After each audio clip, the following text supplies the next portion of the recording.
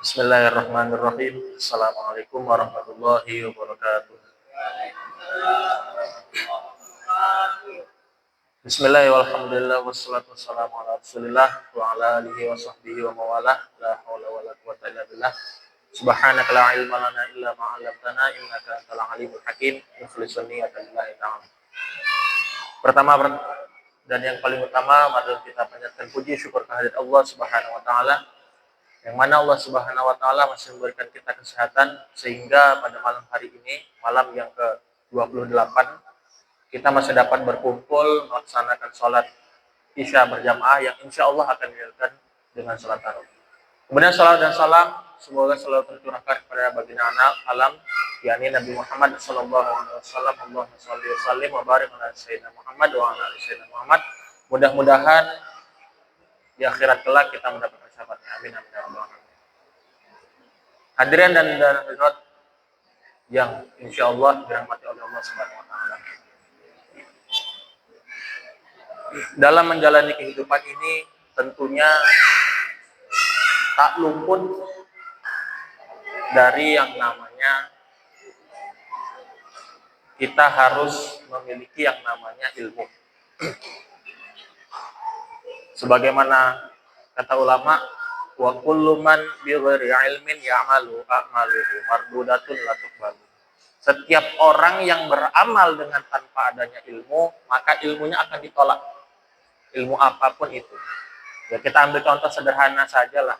Ilmu dunia. Kalau ada orang ingin menanam cabai tapi tak mengerti bagaimana tata caranya, bagaimana cara menanam cabai yang baik dan benar, apakah cabai itu akan tumbuh dengan baik? Tentunya tidak. Begitu pula, ini masih dunia, belum lagi dengan akhiratnya. Jadi pada malam hari ini insya Allah saya akan membawakan pidato dengan tema ilmu mudik. Ilmu mudik. Pada Ramadan ini mungkin banyak orang yang menjadikan kesempatan untuk pulang kampung. Banyak orang yang bersiap-siap mengumpulkan bekal untuk pulang kampung. Disiapkan uang dan sebagainya, pakaian, tetapi terkadang lupa dengan yang namanya ilmu mudik. Ilmu mudik ini apa yang dimaksudkan ilmu mudik? Yang saya maksud dengan ilmu mudik ini adalah apa-apa hal yang berkaitan nanti dengan mudik. Ya mungkin Bapak dan Ibu sudah mengerti lah. Bapak dan Ibu sudah tahu, mungkin kita sebahagian banyak yang lupa. Kalau untuk mengendarai mobil dan Honda itu sudah tidak usah saya ajarkan lagi. Mungkin kita akan mengingat tentang apa-apa saja yang perlu kita ketahui, seperti misalkan nanti ada rukhsah di sana. Rukhsah itu apa? Rukhsah itu adalah keringanan yang Allah Subhanahu wa taala berikan. Yang awalnya sulit menjadi mudah. Mungkin kalau dalam puasa ini contoh rukhsah yang diberikan ialah kepada orang yang sakit dan kepada orang musafir. Sebagaimana Allah Subhanahu wa taala berfirman, "Faman kana minkum maridun aw 'ala safarin fa'iddatun min ayyamin ukhra." Maka barang siapa orang yang sakit atau sedang dalam perjalanan, maka boleh bagi dia mengganti puasanya di hari-hari yang lain. Itu untuk contoh orang yang berpuasa. Begitu pula ada rukhsah yang lainnya, seperti masalah sholat. Ketika kita sedang musafir dalam perjalanan, maka ada rukhsah sholat bagi kita di sana. Seperti apa rukhsahnya? Maka di sana dikatakan ulama ada dua. Yang pertama, rukhsah mengqashar sholat, dan yang kedua, rukhsah menjamak sholat. Mungkin barangkali ada yang lupa, qashar itu apa? Qashar sholat itu ialah mengerjakan sholat yang rubaiyah menjadi sholat sunaiyah. Rubaiyah itu yang 4, sunaiyah itu 2. Artinya, kita ambil contoh seperti sholat zuhur. Jika sholat zuhur kita wajib mengerjakan 4 rakaat, maka ketika kita dalam perjalanan, boleh kita mengerjakan zuhur itu menjadi 2 rakaat. Dari 4 menjadi 2. Nah, apa saja syarat mengqashar sholat? Syarat mengqashar sholat kurang lebihnya ada 5. Yang pertama syarat mengqashar sholat itu bahwa kita melakukan perjalanan itu tidak dengan tujuan bermaksiat. Meskipun nanti kita di perjalanan ada melakukan maksiat. Melakukan maksiat ini seperti apa? Contohnya misalkan kita pergi ke suatu tempat, contoh Bapak Ibu mungkin ada yang kampungnya di Sumbar, di Medan, di Aceh, pergi ke sana. Tujuannya untuk membeli khamar. untuk membeli minuman keras atau ada seorang yang terjatuh, maka tidak diperbolehkan bagi dia untuk mengqashar sholat. Namun jika tidak ada niatan untuk bermaksiat, meskipun pada akhirnya nanti berbuat maksiat, maka tak masalah. Nah, jadi yang pertama syaratnya adalah melakukan perjalanan dengan tanpa tujuan bermaksiat. Kemudian yang kedua, syarat yang kedua supaya seseorang itu boleh mengqashar adalah jarak perjalanannya harus, kalau kata ulama ada yang mengatakan 80, 89, tapi kalau ulama kontemporer banyak yang mematok dengan 83 km. Harus 83 km.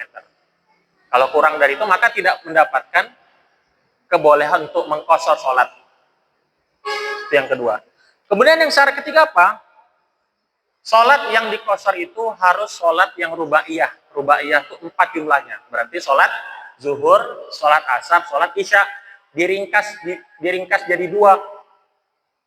Nah, maka kan kalau qashar kan ada ulama yang mengatakan kita mengerjakan setengahnya. Ya berarti zuhur yang 4 rakaat kita kerjakan jadi 2. Maka sholat subuh tidak ada qasharnya Bapak Ibu. Jangan, oh ini musafir nih, kita pengen mengqashar jadi 2 rakaat menjadi 1 rakaat, tidak ada. Nah, zuhur, asar dan juga isya itu ada qasharnya. Kemudian syarat yang keempat bahwa berniat qashar di masa ketika kita takbiratul ihram. Ketika kita takbiratul ihram di sanalah kita niat mengqashar.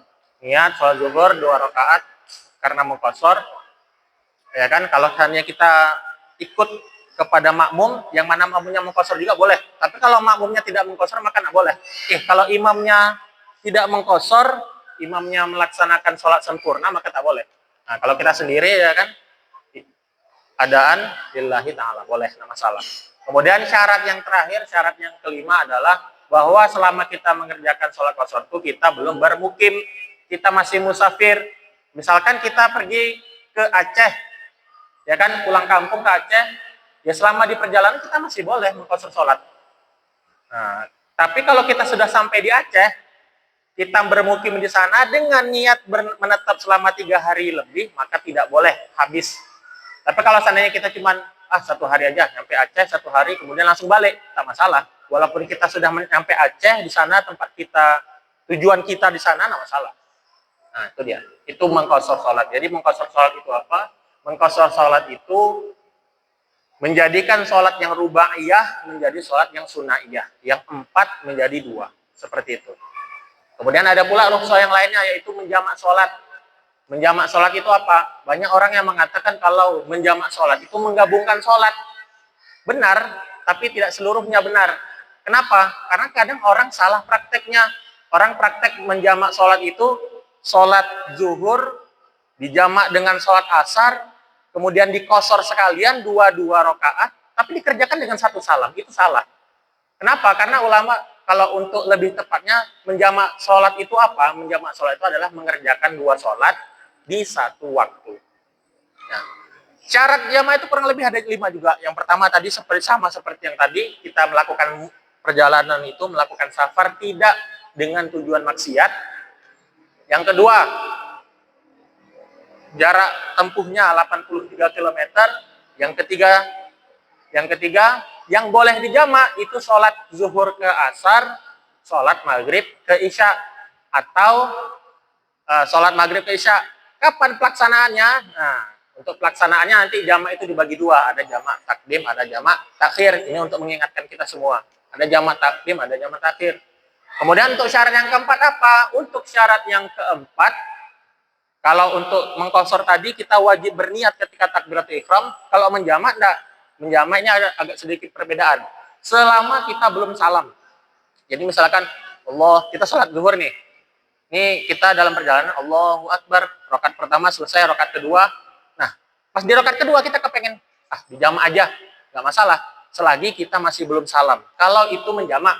Tapi kalau qashar dari takbir tadi, dari takbiratul ihram tadi kita sudah berniat untuk mengqashar. Sedangkan jamak, selagi kita belum selesai di sholat zuhurnya contohnya, maka kita masih boleh menjamak sholat. Itu yang keempat. Kemudian yang kelima sama seperti tadi, bahwa kita selama kita mengerjakan, kebolehan kita mengerjakannya yaitu selama kita masih dikatakan musafir, belum mukim. Ya mungkin tadi itu kalau ketika kita sudah sampai tujuan, yang mana tujuan itu kita sudah berniat untuk menetap di sana selama 3 hari atau lebih. Nah itu mungkin. Nah, itu jamak takdim. Kalau jamak takhir ada sedikit perbedaan dengan jamak takdim. Bedanya apa? Bedanya waktu pengerjaannya.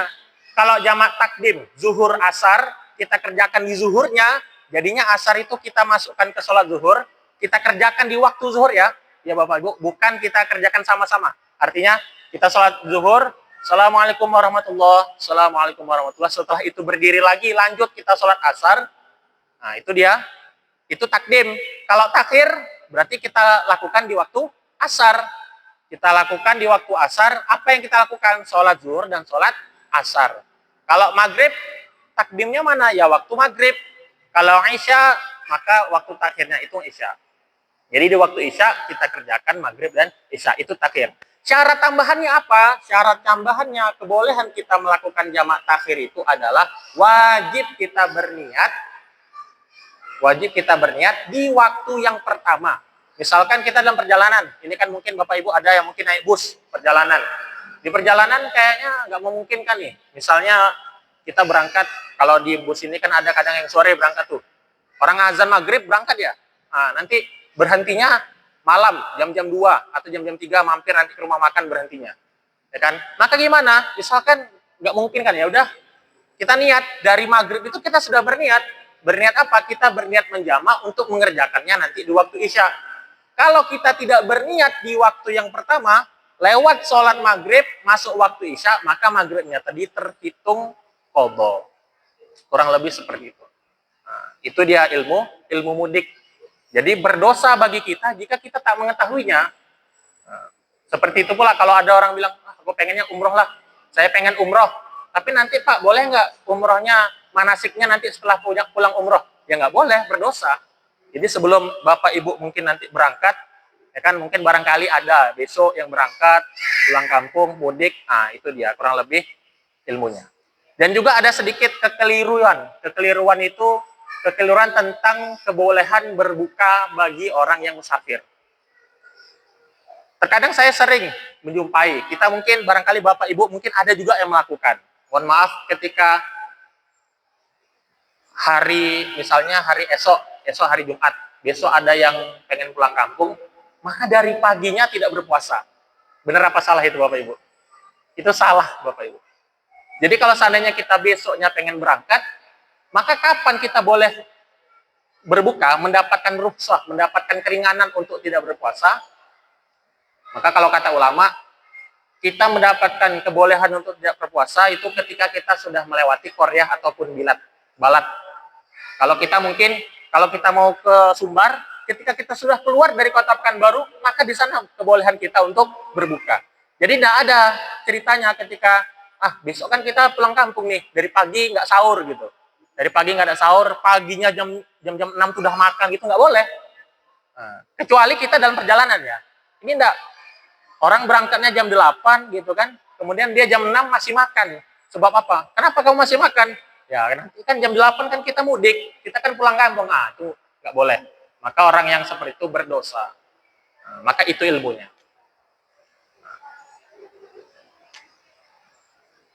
Mudah-mudahan sedikit banyaknya apa yang saya sampaikan dapat bermanfaat dan dapat kita amalkan ketika kita pulang kampung nanti tentunya. Amin amin ya rabbal alamin.